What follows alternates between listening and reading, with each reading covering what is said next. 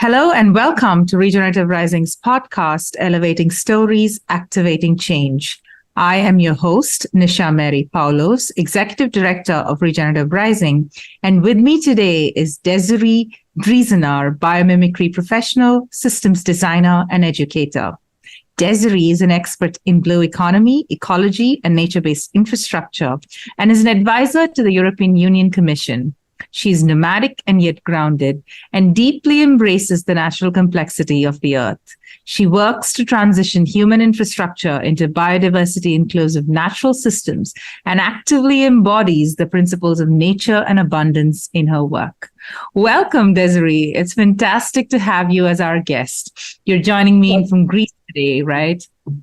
Yes, I'm in Greece. And this was a wonderful introduction. Thank you.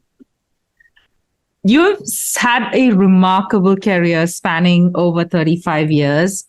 I'm wondering what first sparked your interest in this transition from a traditional business setting, which is polluting and extractive, to a more nature-inspired approach. Was there a turning point as such? And how did your life experiences shape your vision of moving past the current system that dominates the era towards systems that co-create with nature? Yeah. Well, as you say, I had a rather normal career in transport. And transport is really a lot about flows. I was a business unit manager of a removals company, and you understand then how flows work and dynamics.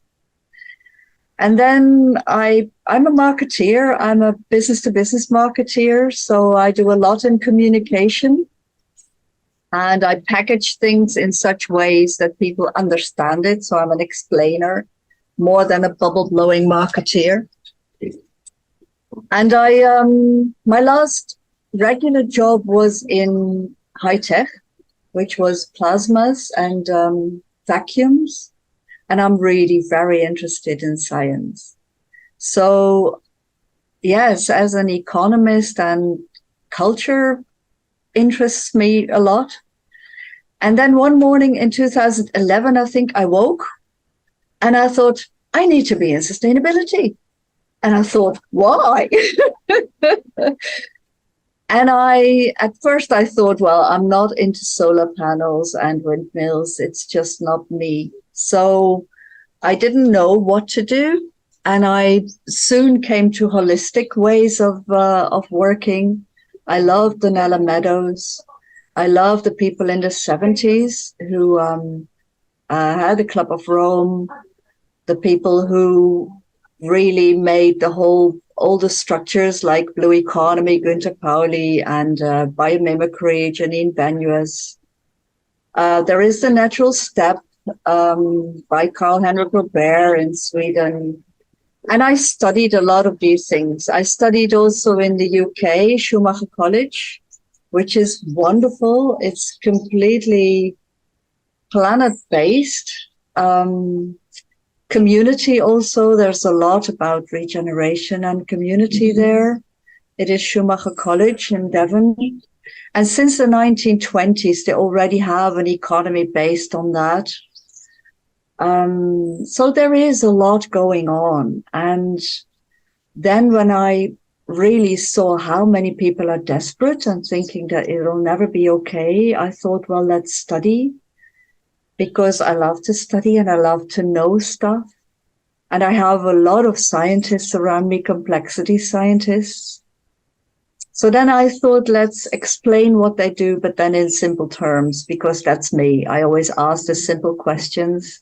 I've always done that in my jobs. And then I explain very generalized, because complexity, of course, is, if you want to go deep, it's sometimes technical. Yeah, and people don't see the technical of it. I think people like you, architects, see it best. The difference between designs and machines, for instance, or the difference how to design, how to engineer, how to make interconnectivity work. So that's what I've been doing ever since. And I've worked a lot with Günter Pauli since 2000. 2012, I met him. 2013, I went to Hungary to the Blue Economy Summer School and met a lot of the first pioneers, architects like Anders Nyquist, people in Italy like Luigi Bistanino, lots of these professors and also entrepreneurs who made it happen.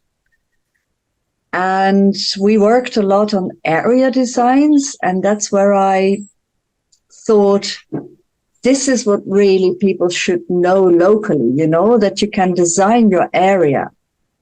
Entrepreneurs can do it, SMEs, if they work together.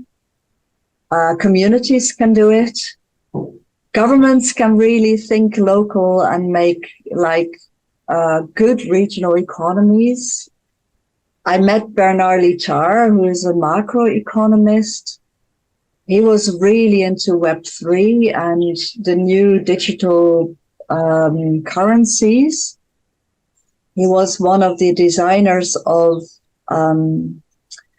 money structures like the currency, like the euro currency, but he also stepped out of the team because he said money is culture, and he's so right. Fiat currencies are just one kind of currency. You can have so many more currencies, and they can all have cultures, and we can all make basic incomes with them, and we can really, now that we have Web3 and crypto and there are so many possibilities now that emerge in the world. And those stories I want to tell because I don't want young people to be desperate. I just want them to see how the world can be in 2022 and how we can even have solved the global goals in 2030 with just a little different thinking and taking responsibility for your own environment. So that's what I'm doing ever since. Wow, there's so much to unpack here. It's like you've done so much, and I can totally see how having these different perspectives has really, really informed the way in which you think and your own personal journey of trying to understand it and how you want to make that easier for people. And that's just something that we were just talking about as well. Like, how does everybody get involved? Like, what is the starting point? Because I do think that that particular statement you just said about you were not interested in solar panels and windmills, and like, so where is the entry point? And this is common today because that seems to be the picture of sustainability, right? Solar panels and windmills, and people are just like, I don't really identify with that, but how else can I do it? So, so I feel like I think we have a lot to unpack and go through. And I want to maybe start with what is maybe nature-based infrastructure, because you spoke to area-based design and what everybody can do in their own, let's say, local region. So would you take us through that a little bit, what nature-based infrastructure means, in terms, how it intersects with biomimicry and holistic science? Mm-hmm. Well, the thing is, it all starts with infrastructure. And of course, during the Industrial Revolution, we thought one size fits all, and we really made everything top down. And maybe it is clearest if we do start with the energy transition, because what we now do is we have one source of energy, a very big one. It's either nuclear or it's coal or it's biomass or whatever. And then we just divide it in small pieces to go to houses or to go to businesses. And if we would make an infrastructure for energy as nature would do it, everything would be different. And we would have possibilities to have 1,000+ innovations hooking onto that. and also be very resilient for energy. So let me explain a bit how that could work. A natural system always has a grid, and you have many entrance points. You have lots of entrance points to feed into it, and you have lots of entrance points to take out of it.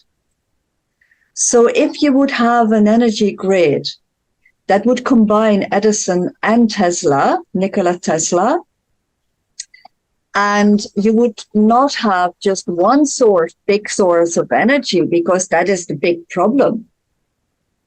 Then you would need less cables, because you could feed small energy sources into the grid, and you could handle that. Let me give you an example. If, for instance, you now have poles of where the lines go, if you would have like small windmills on the poles, you would need little energy, little material. And the technology is already there. There are little windmills in the poles. There are little windmills on the poles.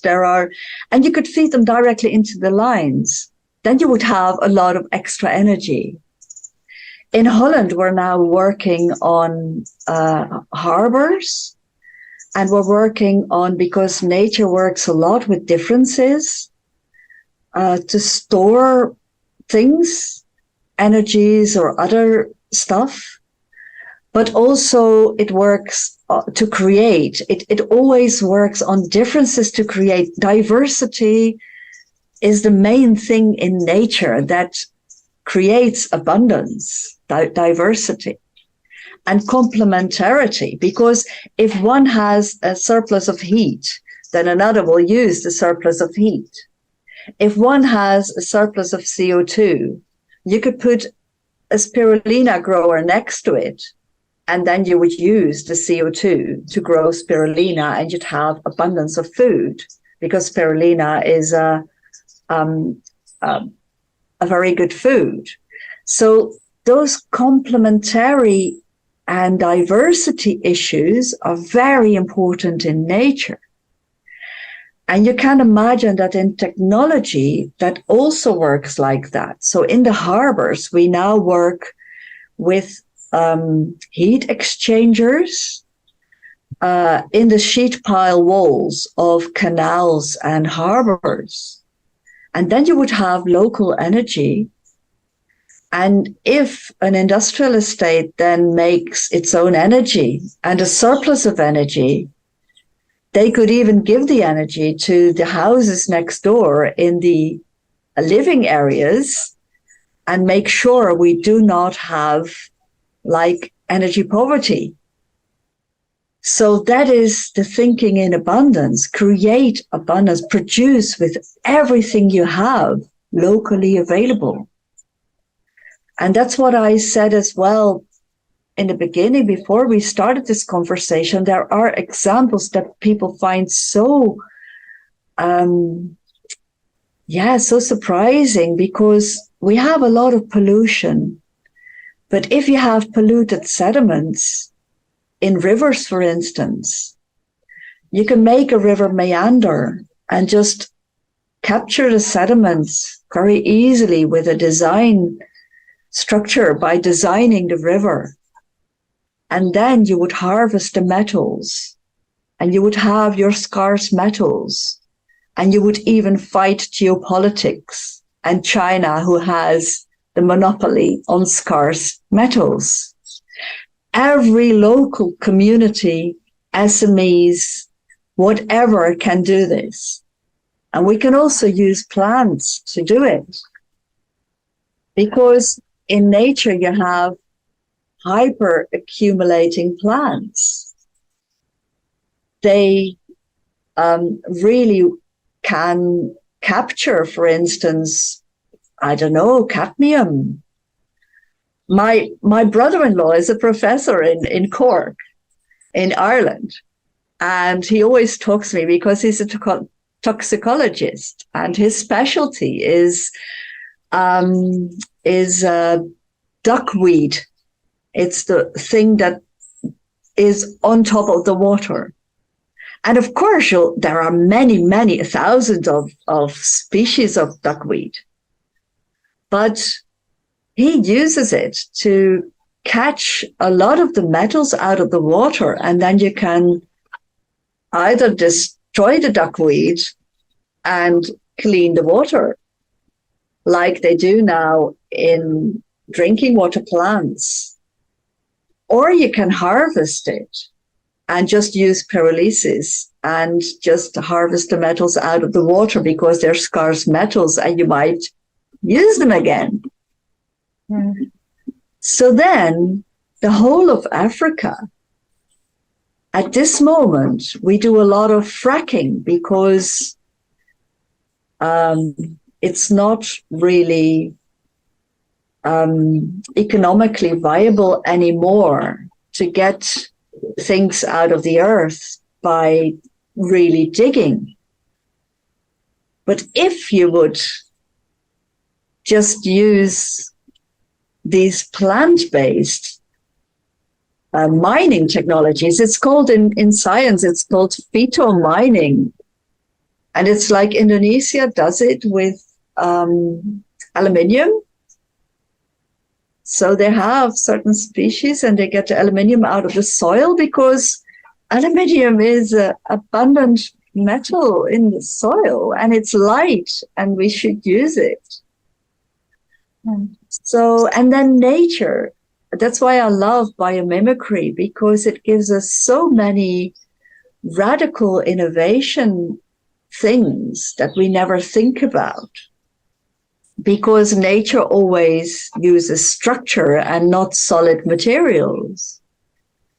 So skin is made of the same material as bones, but one is flexible and the other is really tough. And then bone heals itself by putting pressure in a certain direction. Well, we can make self-repairing materials like that, and architects should use it. Why not? Mm. We can have light materials by just using structure in everything. And then we have minimum material, which is, of course, very sustainable because materials are the things that really pollute the earth.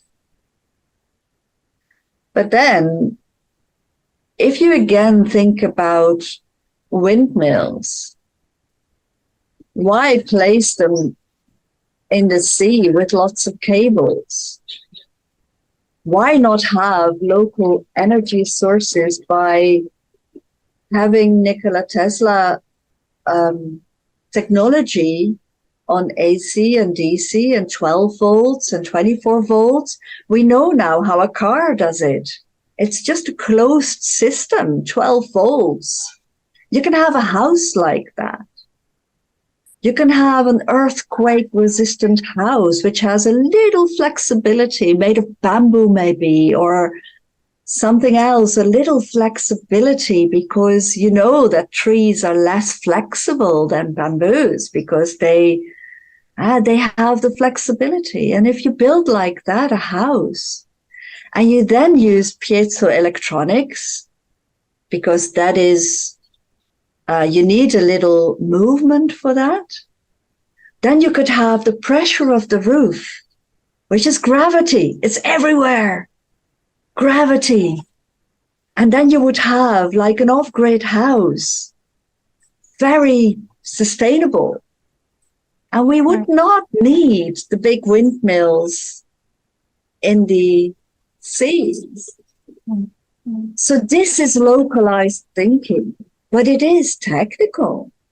And if you say this is science fiction, Desiree, no, it's not. Since the 70s, all these designers and architects and technical people and everyone have been doing this. Because this is done in Italy. Luigi and Günter Pauli, they have done the tests. It is, well, Blue Economy Zero, which is the big think tank of Günter Pauli, Zero Emission Research Initiatives. It is a Japanese think tank. It is founded in Japan. He is Belgian, but it is founded in Japan. So I'm sure that Japan uses it already, a technical society like that with so many earthquakes. We have to look at where people have been inventive and then really get all this going. And for the regeneration, I've been a director in that period between 2012 and now.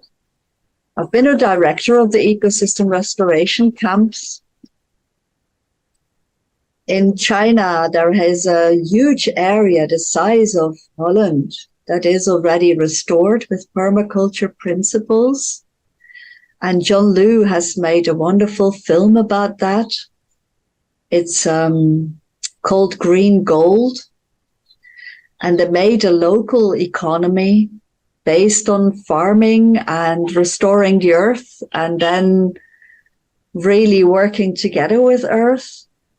And now at this moment, they do a huge project in Egypt, regreening the Sinai Desert, because there have been calculations that if that is an acupuncture point on the earth, and if we regreen that, then it might calm down hurricanes in the whole, a large part of Asia, a large part of Africa, and a large part of Europe. Well, those projects are really, really, it's by the weather makers. It is holistic water engineers. And what they do mainly is bring sediments on land because the topsoil has been flown to a lake. There has been research that it is all in a lake now. So they're digging out of the lake and they bring the sediments back on land. And then dormant seeds in the soil, and just design will do the rest. So you will have a designed area with lots of farmers working, lots of food, lots of, I don't know what will be happening. We will have like, lots of materials, and we can do anything if we think like this and think in abundance. And of course, for every country, it is different because it also depends on your culture, your maintenance infrastructure, and your laws. Like in Holland, we have a lot of stupid industrial one-size-fits-all laws. So we have building laws, for instance, that forbid the grid that I'm talking about. They forbid the off-grid. They forbid small grids. They forbid halophyte filters because halophyte filters will clean the water immediately next door to a house. So you will not have a sewer system that brings it to drinking water. And that is how nature is normally doing it. Nice. Cutting off a flow and then not cleaning afterwards, but cleaning during and cleaning immediately at the source. Well, in Holland, all these things are forbidden. So we have projects there now. My husband, Mike Harps, has been a pioneer in 2013 in one of these projects. It's by a foundation, FIEN, and we're redesigning the countryside with these kind of innovations. And we also use food forests because you can really produce a lot of food in 7 layers on a very small piece of land. And if you have the food forests and you do build rocket stoves, you just need a little wood or a little cellulose, a little biomass. You gas it, so you just burn it for an hour in the morning and an hour in the evening maybe, and then you use the gas, the heated gas, to lead through your oven, to lead through your furnace, to heat your water. And our friends, one is an electrical engineer and the other one is an eco builder, and they have designed these houses. They use shark hemp because it's really very insulating. And they have this system where in summer we just use a few solar panels, and in winter we use what I just say, the rocket stoves. And we just have double systems there easily with switches, and it's so wonderful. But of course, in India or in a city, you would need different solutions. You would not have space. So you need different spaces. But also there, people, citizens, can take matters into their own hands and become prosumers. They can produce.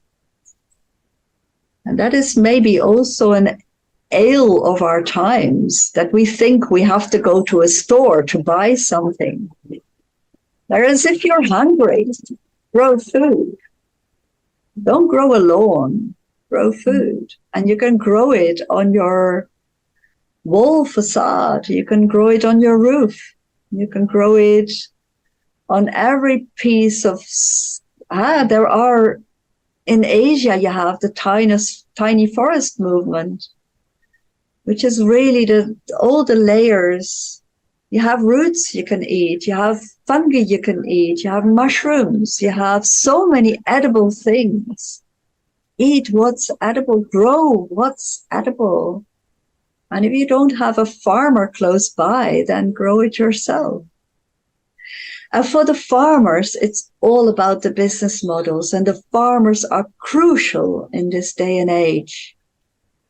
In Holland, I work a lot with the farmer associations to bring all the farmers new business models. Because if you want to do this phytomining, you need farmers to really invent it. They are the innovators of these times. They know plants.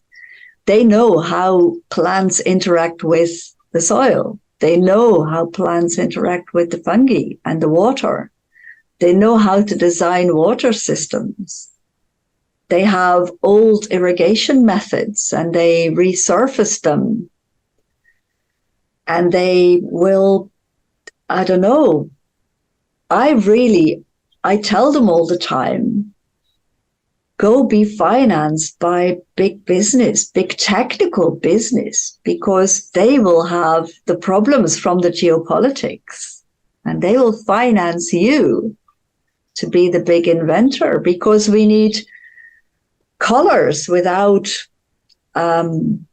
toxic inks, because that is what is polluting our rivers. And you have two ways in biomimicry to do that. The first is plant-based colors, but the second is structure, nanostructures and light reflection, like butterfly wings. Butterfly wings are the most beautiful wings, and we can have dresses like that. Why not? We can have dresses like chameleons do it. We can even have dresses that really, I don't know, change color with our mood. I know my husband would love it, because then he would see when to, not come close because I have a bit of a temper.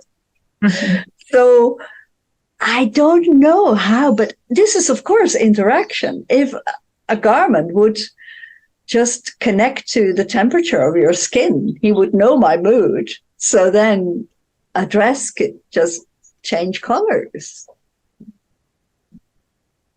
Yeah, absolutely. So all these things sound science fiction, but they're not. They're really biomimicry. Yeah. Mm-hmm.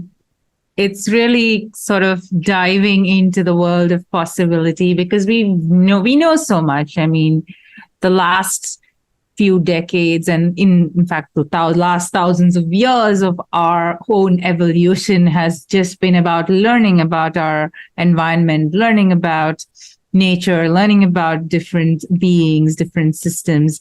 But now we've come to a point where we can actually use all of this learning in the way nature uses it, because I feel like that's the lapse.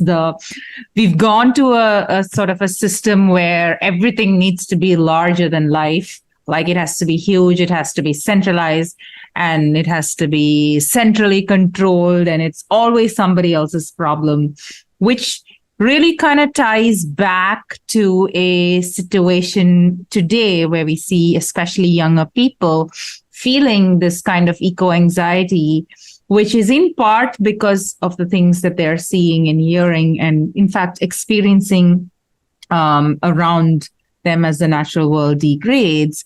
But it's also coming from a sense of helplessness because the way the world is set up is that it's all somebody else's responsibility, somebody else's. It's also, of course, comes down to power as well. It's all in someone else's power. So if there is a national policy on what that everyone has to use a particular type of fertilizer, then we are all feeling helpless. But the way you explain this, that, can we use it in other ways? Can everybody, regardless of your circumstance, can we do things to, I love that word that you use, like presumers. We're not just consumers, we're producing what we're consuming. We are taking care of the waste, and it's not waste anymore. Nothing is waste in nature. Everything is like death is leading to something else. And I just want to acknowledge the tremendous amount of information you just shared in possibility. And I just want to dwell on a little bit of the idea of abundance, because and you multiple times spoke of how this is not science fiction, but it's also because what science fiction has done to us, that the type of imagination the mainstream media over the years has always been about dystopia. There's been so many movies and books and which is so larger than life and exciting when you're watching it or reading about it, but it's all dystopia. And sometimes I feel like that's why we're manifesting it, because that's the world that we've imagined. Yeah. So I want to just throw it out to you, how do you imagine this this world? Where does your imagination take us? Well, the thing is that I've been thinking about this exactly for a long time. And of course, one part of me is still in innovation, but the other is really with the women, because I've just started the movement, Wild Women Writers, and I really think that we should be, first of all, more imaginative, but then also realize that we are nature. So we have a role in all of this. And if we interconnect ourselves to it, then it becomes with a heart again. But we have to take responsibility for everything we do, every conversation we have, every interaction in the street. In the beginning, when I started on my journey, I was a bit of a preacher because I saw so much and I thought, why is nobody doing it? Why is nobody doing it? But of course, it is evolution. And that's why I don't like revolutions, but I like evolutions. And I think at this moment we're really also in science going very far, because we're going from the big divide between science and religion. to having much more diversity back in the world again.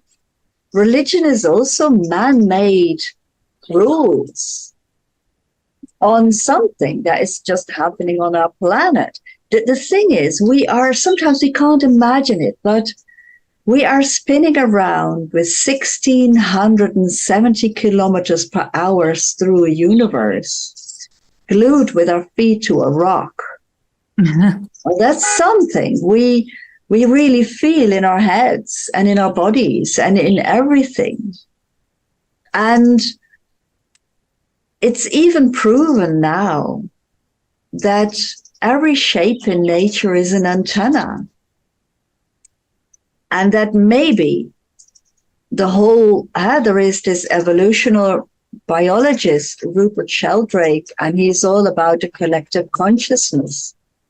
Maybe it's not in the atmosphere like everybody says, because we have found that there's always this spark that something starts, and it is a hole, a deep void inside an organism. And it's not only a living organism, but it's also in a bamboo rhizome. It's in a root of a plant. The neuroscientists now say it's also in a human being. And this is what is the old chi point, like in Asia, you have a lot of these old knowledges.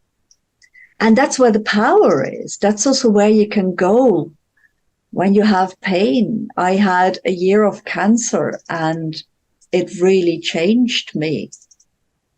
But I also went with this neuroscientist who told me, he's a doctor, and he said, well, you can go to this deep void inside and you can heal yourself by just going there and finding your power to live.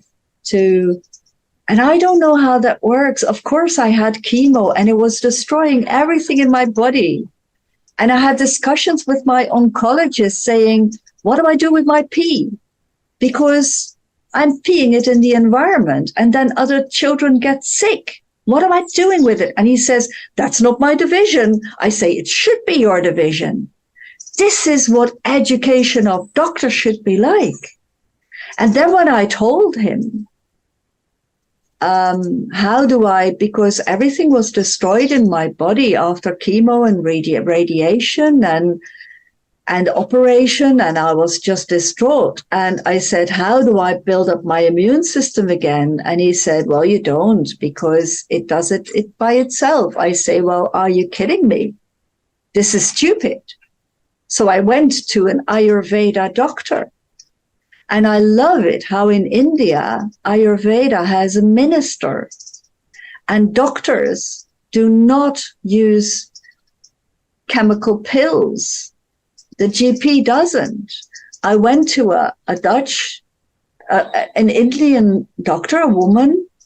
She came to Holland with her husband, who's in technology and works in Philips, and she is an Ayurveda doctor. And she worked in an Indian clinic together with the people who administered the chemos. Of course, sometimes you need it. I needed the big elephant, otherwise I wouldn't be here anymore. But Ayurveda gave me the very practical things like Agni, like how my digestive system works and what is not there and how I should process my food, what I should eat, what spices to use, and then I could really get my immune system boosted again, which I needed after chemo. Of course I do. If you have antibiotics, you have to take probiotics afterwards. You have to build up your system again. And we have to get rid of the sewer systems and make sure that we have haliphite filters and dry toilets and everything, so that you do not pee it in the environment and then clean it afterwards because you need drinking water. Are you kidding me? This is stupid. But of course, these big infrastructure things are governmental things. And that's where the problem is. because governments, the leader should know what I'm saying right now. And they should really be guiding this with laws and with a lot of room for innovation. But they don't see it yet.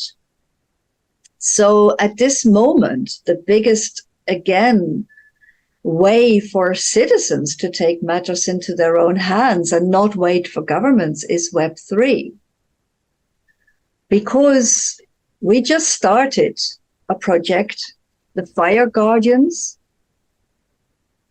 and there are in Web3 is the big combination of IoT, Internet of Things, algorithms, AI, distributed ledger technology, so you can have your own currencies, your own basic incomes, you can make your own communities, societies, whatever you like. And there's lots of people who make the decentralized systems. So in computer science, in algorithms, you have centralized, which is, of course, things like Facebook and Google and everything. In America, nobody wants to go decentralized because these tech companies have the power. But in the rest of the world, we want to go decentralized. We even want to go fully distributed to DAOs, which is decentralized autonomous organizations, and we love it. In Europe, we have the Alliance of IoT and Edge Computing, and we really design systems in ways that are interconnected. And we just designed a project together with technical people, but also community and communication specialists. And it has 3 strands. It is all about climate resilience, because that's my new topic. I really think we should be resilient to local climate and not only be fighting things. So wildfires are a big problem. So we designed a project where we can use like satellite information and sensors and drones to build the AIs and to really do warnings and things like that. But then the second strand is to connect local people to their environment again. So that's community activation. And the third strand is ecosystem restoration, because we need to hold more water in trees and soils. We need to restore soils, otherwise we will only have wildfires, and we need water is really the biggest teacher for systems, but it's also the biggest solution and the biggest problem, because we have rising sea levels. In Holland, that will be a big problem, and we should be preparing to withdraw to Germany in maybe a century or two. I don't know. If you want to have a big vision, then you would have to think about things like this as leaders. But in other countries, you'd have to think about drinking water, like in South Africa. And they should not go for trees. They did that when they imported all the oaks for the winemakers. But oaks grow too quickly in South Africa. South Africa has fynbos. It has the small plants with the small leaves that do not evaporate very quickly. And they should cherish that and really build on that. And then Cape Town would really have to think with this kind of ways. With the wildfires, it will be about, we will also make an economic model, because we will involve the tourist industry here in Greece. We will start it on Crete, where there's big tourist industry, they have the big risks, so they will have to also come up with funding. The farmers will be included, the olive farmers, olive oil farmers. So yeah, we will have to have all these other business models as well, because otherwise all these mechanisms are not sustainable if we do not have a business model with it.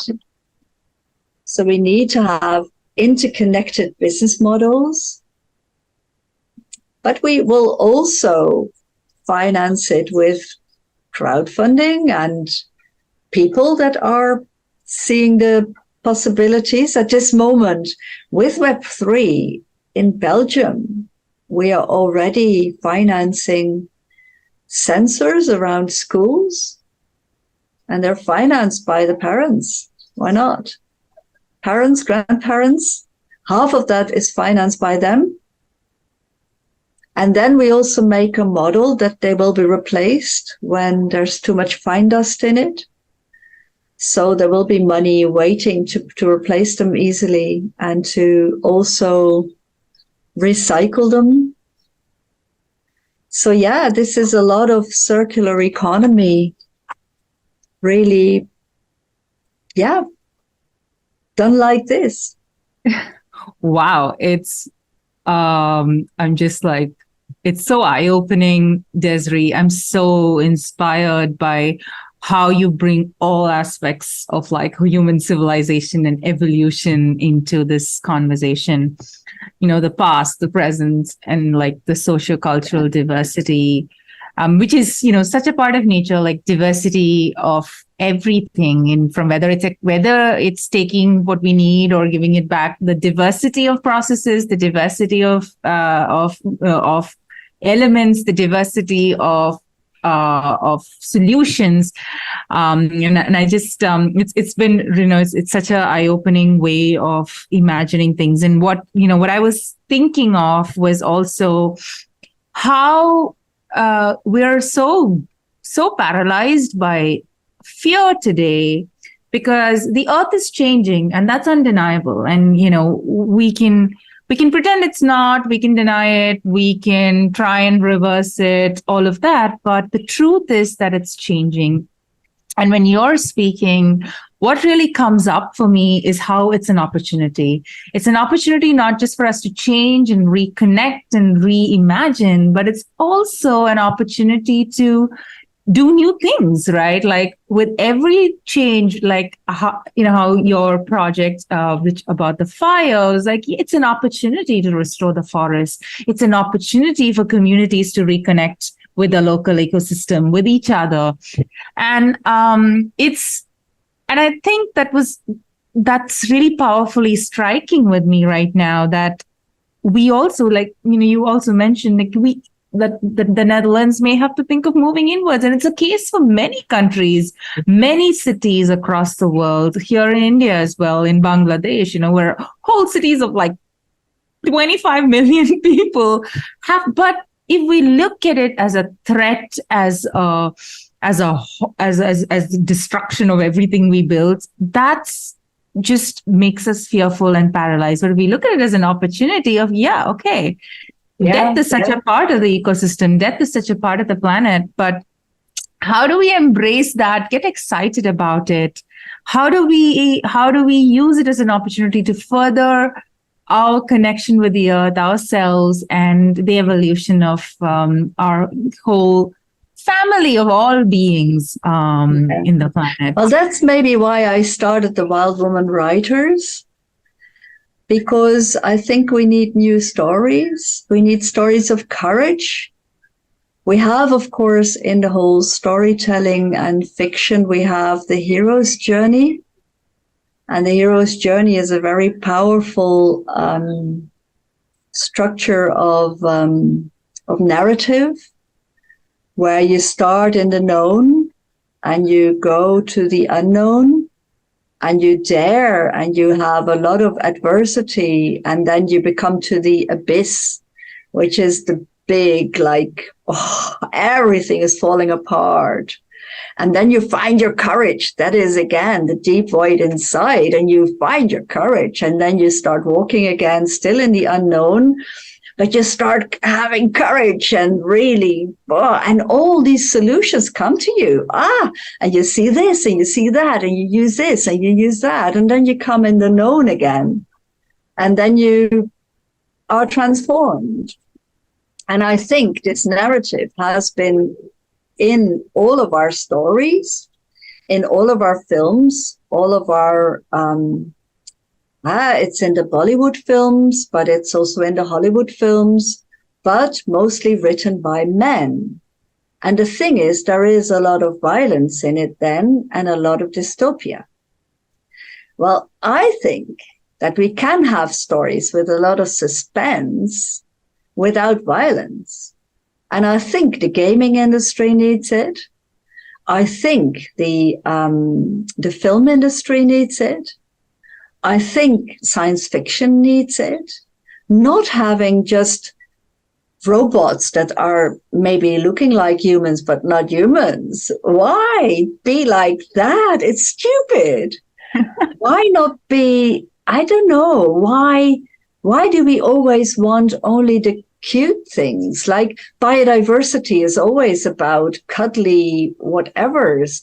While biodiversity is in the soil, I'm sorry, biodiversity is diatoms that we just breathe in because they give us the oxygen.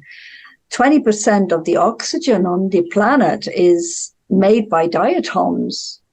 And that's giving us our breath and our as an animal. But of course, a lot of species do not need oxygen because oxygen is also the most destructive force on Earth because it's so corrosive. So there are so many layers to things. And then I think, why not have the full spectrum and have stories of women talking to women without it being about men?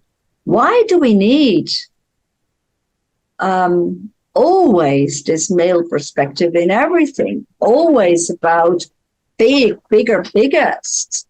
Why not have a very small, very impactful story? At this moment, I'm working with a filmmaker on it. We're making a 10, 15-minute film. He's exactly maybe my opposite because he has kind of a journey like mine.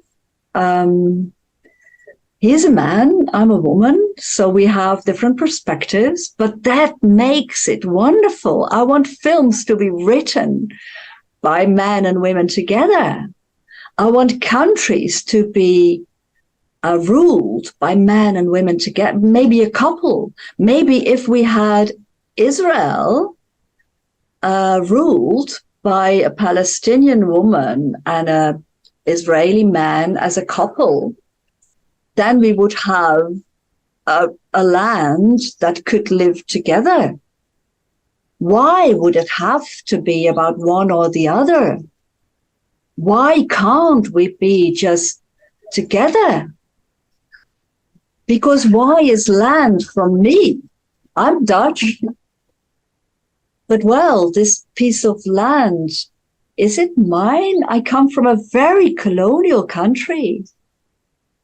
But I have like Indonesian ancestors because my great-grandmother was Indonesian. And my father was distraught when he had to fight in the colonial war. And I inherited his fears and his PTSD because he was torn apart by this war where he went to really get Indonesia freed from the Japanese because his grandmother was Indonesian. And then he came into a war, which was a dirty war, a colonial war, and he was torn apart. And then when he came back, he met my mom. I got two wonderful daughters.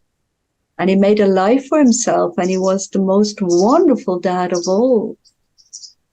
But I also see how all this war and all this destruction is so killing for people in generations ahead. We do not need hatred in our stories, but maybe we also don't need the sweet Bollywood whatevers. I don't really care for too sweet whatever stories. I like diatoms. I like to breathe deeply and have courage and have very courageous young women stand up and say, okay, enough is enough. I do not want my man to go to war. I do not want my children to be born in a war. I stand up and I just make a different world together, older people, younger people. Why have generation conflicts? But then when I see my grandsons, they grow up with games that are rather violent. And I don't like it. So when we go we go to the woods and we build huts and we do really very boy-y things because they're still young. They're 4 and 7 and 8. But then when they kick a mushroom, I just tell them that the fairies don't like it because it's a home.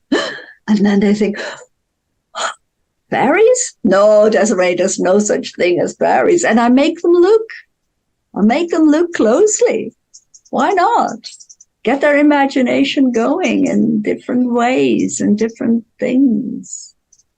And these are things we can all do in our own environment, with the people around us. Get our imagination going and really connect to the people we love and to the people we maybe don't care about or maybe hate or maybe, I don't know, we're all one species, a human species on the planet. And in 200 years, I don't know, maybe waters have risen on several countries and we have to relocate to other countries. Well, then we have to not have war. We have to be able to live together on lands that are maybe not ours or ours. I don't know. What's ownership? I don't have to own land to live there. Yeah. I don't have to own land to have a community garden. I just got offered here in Greece by our wonderful host, Vivian, the place of her mum, which is a beautiful garden of food forest. Well, there are already trees, and she doesn't know about food forest, so she asked me to make one. Well, this is great. It's not my land. Well, who cares? Somebody will enjoy it later on. Yeah.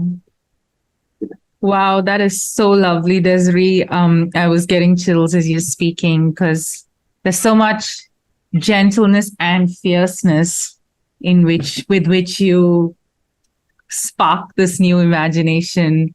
And I agree with you as well. Like, we need the feminine to rise to balance it out, and that is has been the symbol of the oppression of our times, what has been happening to women everywhere. And I just love this beautiful picture of possibility that you've painted. And as we're approaching time, I feel like it's a beautiful imaginative way to sort of leave this conversation. And I just want to, we're almost at time, but is there any last sort of thoughts or wisdom that you want to share with our listeners before we wind up? Yes. I really want us to realize that in 200 years, the world will be different. And we should not be fearful. We should have the courage to create what we want to have in life, what we want to rise. That's why I love the regenerative rising, because if this is what we want, then let's make it together. And then if we can have, if I say the feminine rising, it's not about making everything feminine. It's about the togetherness of men and women and all genders in between, by the way. Because if we keep peeing our contraceptive pills in the sewer systems, there will be many genders in between. And that is a reality, you know. It's like, I'm from Holland. I have many gay friends. I have wonderful, different kind of families and communities and whatever. But this is the reality. We will have many genders in between, and maybe that is the meaning of everything. There are so many things if you zoom out. The biggest problem at this moment is water. The poles of the planet are shifting because we have been pumping water around so much, and we have built these heavy cities. So it is obvious if you put heaviness at certain points, you will make different turnings. So what it will mean for evolution, I really don't know. Nobody knows. Don't let any scientist tell you that he knows, because he doesn't. The system is always reacting. It is actions and reactions of all complex flow systems on the earth. So that is the reality. Nobody knows what it will be, but locally we can make sure that we can be resilient, that we can make healthy environments. And then we have to really have a lot of hope for the future, have a lot of hope for the young people. Do not be afraid of anything, and really get radical innovations going. Before we started this podcast, I made the I'm a huge Max Verstappen fan, Formula One, because he comes from my area, you know. One of my small friends, he raced him in his kart time. So we're always really looking for Max Verstappen. But then light materials and connections of cars to roads. If we have a solar road, you do not need a battery in a car. You do not need mining anymore. So that is what will be invented by Formula One people. If these people need to fly in private jets, well, let them do it and let them invent the radical innovation of hydrogen in planes, or batteries in planes, or whatever it is that we're going to have. We can use helium maybe, because helium is another abundant substance in the universe which is not used at this moment. So maybe we can use helium as an abundant material to fly planes. It would be really wonderful. And this will be done by the radical innovators. So yes, that will be maybe Max together with Elon Musk. And maybe I don't have a big liking to Elon Musk, but then with his Nikola Tesla visions and some interconnectivity, he will maybe make it happen. I don't know. I really like it that all these things are emerging, but I also want us to finance the women and the people of color and the people who now have less opportunities, because Max and Elon are not the only species in the world that have hugely radical innovation minds. I see a lot of complexity scientists around me, and my big heroes were Barbara McClintock, who told us about the jumping genes, and Lynn Margulis, evolutionary biologist, together with James Lovelock. She made the Gaia theory. Well, those women have thought hard and had lots of blame and shame and guilt in their bodies because they thought they were not good mums because they worked so hard, and I think the guilt and the shame has to go. The blame has to go. And we should just take responsibility for our own lives. Make wonderful work.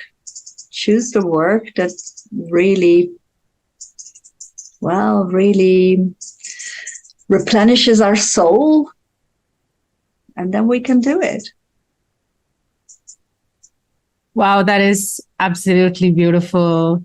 Thank you for sharing these incredible insights. Thank you for sharing your wisdom, and thank you for sharing your journey. This has been very inspiring and exciting, and not to mention informative. Thank you so much for being a guest on our podcast today. It has been an absolute honor and a pleasure. I'm very glad that you invited me, because also the beginning of the talk before we started recording had really made this a balanced talk, I think. Some people think I'm just about technology. I'm not, but I do involve technology because biology and ecology are technology. And we don't use 80%. There's so much room for innovation. If you go interconnected, that's the main message. Mm-hmm. Yes? Well, yes, absolutely. I couldn't agree with you more. Well, thank you, Desiree. And to our listeners, stay inspired by nature's wisdom. This is Regenerative Rising's podcast, elevating stories, activating change. I am your host, Nisha Mary Poulose, and with me today is Desiree Driesenaar, biomimicry professional, systems designer, and educator.